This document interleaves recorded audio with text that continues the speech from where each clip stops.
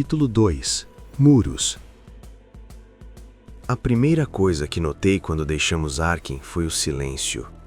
Dentro da cidade sempre existe algum som. Máquinas, drones, sistemas de ventilação, anúncios de produção ecoando nos corredores industriais. Mesmo quando tudo parece quieto, a cidade ainda está funcionando. É um organismo vivo, e organismos vivos fazem barulho. Do lado de fora dos muros, não. O veículo blindado da Guarda da Paz avançava por uma estrada estreita de concreto escurecido pelo tempo. A paisagem ao redor parecia seca, áspera, como se o mundo tivesse sido raspado até sobrar apenas o essencial. Areia escura cobria o solo em ondas baixas. Torres de vigilância pontuavam o horizonte em intervalos regulares. Cabos de energia cruzavam o céu como linhas de um desenho esquecido. Dava para ver as marcas do que veio antes. Estruturas abandonadas afundando na areia, fundações de prédios que não existiam mais, pedaços de asfalto antigo engolidos pelo tempo. O mundo antes da União ainda estava ali, só que enterrado. Eu estava sentado no banco traseiro do veículo, observando os sensores do painel lateral enquanto a cidade diminuía atrás de nós. O vidro blindado tinha uma coloração levemente azulada, filtrando a luz pálida da manhã. "Primeira vez fora dos muros?" perguntou o homem ao volante. Ele tinha ombros largos e o tipo de postura que não relaxa nem quando está sentado. A mão direita permanecia próxima ao coldre da arma, mesmo dentro do veículo. A placa de identificação no uniforme marcava o nome, Ryan. Abaixo, o símbolo da patente que eu não sabia interpretar. "Trabalhando, sim", respondi. A soldada ao lado dele virou o rosto para me olhar. Ela era mais nova, 20 e poucos anos, talvez. Olhos atentos, expressão curiosa demais para alguém que trabalha escoltando reparadores a infraestruturas críticas. O tipo de pessoa que ainda não aprendeu que curiosidade pode ser perigosa. "Eu disse que era", ela comentou, dirigindo-se a Ryan. Ryan não respondeu. Ela se virou melhor no banco e estendeu a mão por cima do ombro. "Tessie", disse. "Guarda da Paz." "Kael." "Reparador?" perguntou. "Isso", respondi. Apertei a mão dela rapidamente. Ela tinha a palma áspera, de quem treina com armas regularmente. "Já trabalhei com um reparador uma vez", disse Tessie, ainda me olhando. "Foi num posto de monitoramento da fronteira leste. Ele consertou um terminal que 3 técnicos disseram ser perda total." "E era?" perguntei. "Era, mas ele consertou mesmo assim." Ryan soltou um pequeno som pelo nariz. "Reparador que pediram com escolta armada", disse ele sem tirar os olhos da estrada. "Isso não acontece sem motivo." Por alguns minutos, o veículo passou por uma torre de vigilância e um dos guardas no posto fez um sinal de confirmação. Ryan respondeu com um movimento curto da mão. A estação de energia apareceu além de uma elevação do terreno. Estrutura subterrânea, protegida por 2 camadas de muro metálico e torres de monitoramento ativas. Painéis solares antigos cobriam uma área enorme ao redor da instalação. Muitos estavam rachados, quebrados ou simplesmente escurecidos pela poeira acumulada em décadas sem manutenção adequada. "Aquilo ainda funciona?" perguntei apontando para os painéis. "Alguns", respondeu Ryan. "Não é prioridade." O portão se abriu quando o veículo se aproximou. Sensores leram nossa identificação antes mesmo de pararmos completamente. "Vamos ficar na superfície", disse Ryan enquanto estacionava ao lado de uma plataforma de concreto. "Se algo der errado, chama." "Se algo der errado", acrescentou Tessie, abrindo a porta. "Provavelmente a gente vai perceber." Desci do veículo carregando o kit de manutenção.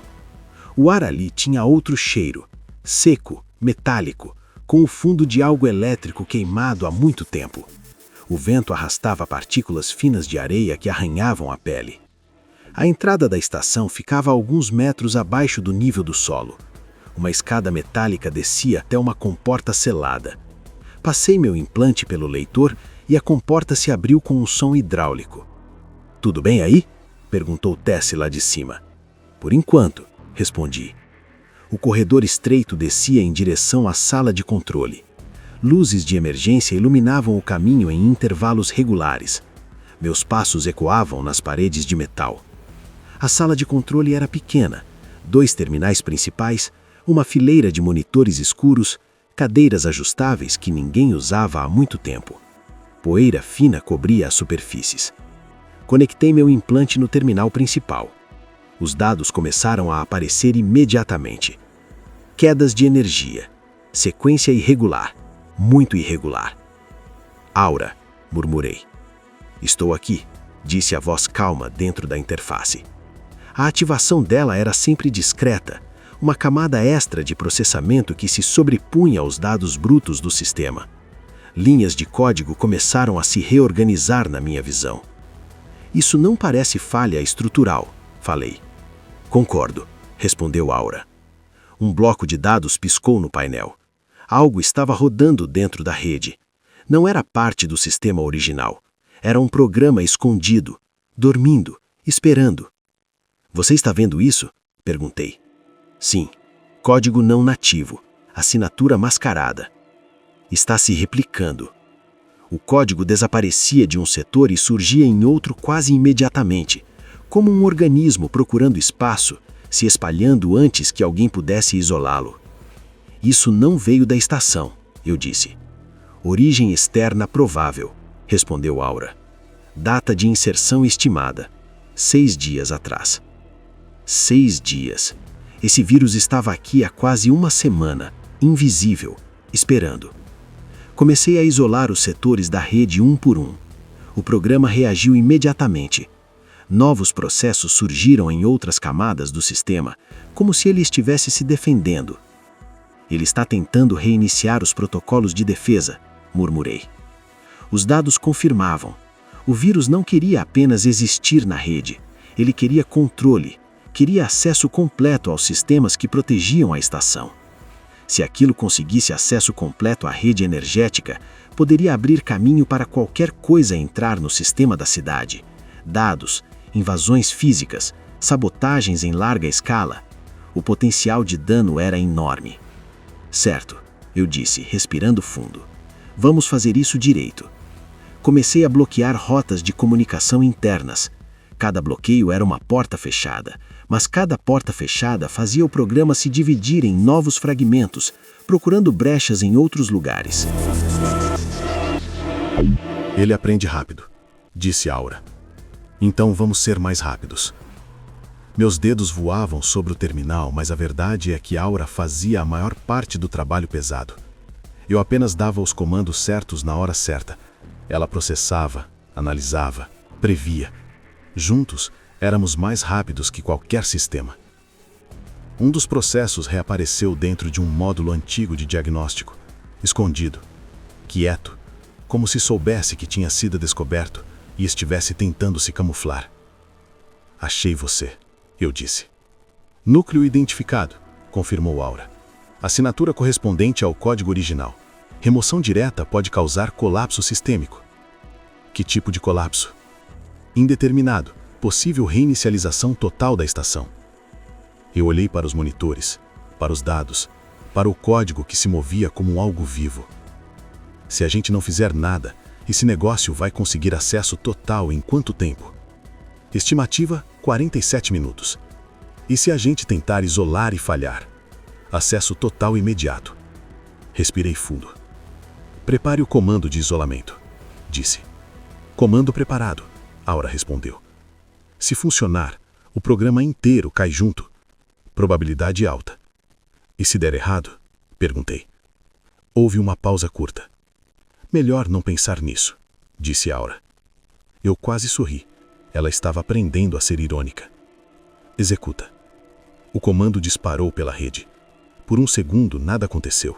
Depois, todos os monitores da sala piscaram ao mesmo tempo. O sistema travou. Uma vibração profunda percorreu a estrutura da estação, como se algo tivesse acordado lá no fundo. As luzes se apagaram. Tudo mergulhou no escuro. Por um momento, houve apenas silêncio. O zumbido dos equipamentos morreu gradualmente. Até o ar pareceu parar de circular. Aura, chamei no escuro. Nenhuma resposta. Respiração. Meu coração batendo forte. A escuridão completa. Então, Muito lentamente, as luzes de emergência acenderam. Um tom vermelho fraco iluminou a sala. Os terminais estavam escuros. O sistema, morto. Estática. Depois, estou aqui, disse a voz, mais baixa que o normal. Processando. O que aconteceu? O comando funcionou. O núcleo foi eliminado. E o apagão? O programa ativou um protocolo de contingência antes da remoção. O sistema da estação entrou em colapso controlado. Controlado? Perguntei. Em teoria. Na prática, estamos sem energia. A respiração de Tess explodiu no comunicador. Ka-Hel, o que foi isso? Olhei para o teto, para as luzes vermelhas, para os terminais mortos. A estação caiu, respondi. Totalmente. Silêncio do outro lado. Vocês estão bem aí? Perguntou Ryan, a voz tensa. Olhei ao redor. Poeira fina ainda caía das estruturas superiores. Estou vivo, respondi.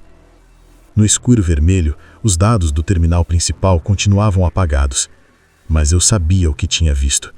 Aquele vírus não era um acidente. Era deliberado, preciso, quase inteligente. E a aura tinha ajudado a matá-lo. O problema era que quem criou aquilo provavelmente saberia que alguém o descobriu.